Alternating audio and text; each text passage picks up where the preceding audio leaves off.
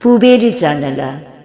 সকালে পুবের জানালা খুলে পুকুরের গায়ে হেলে পড়া আম গাছটার ডালে যে মাছরাঙাটাকে রোজ চুপ করে বসে থাকতে দেখতাম, সে আজকাল আর আসে না।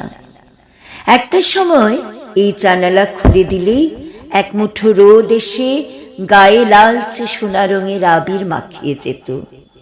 পুকুরের ওপারে মেঠো পথ ধরে প্রায়ই ধীর পায়ে হেঁটে যাওয়া তরুণীটি একবার মুখ তুলে তাকালে নারিকেল আর সুপুরি গাছের ফাঁকে ফাঁকে ধরা দিত এক চিলতে নীল আকাশ, আর লুকোচুরি খেলা কিশোর মেঘের দল।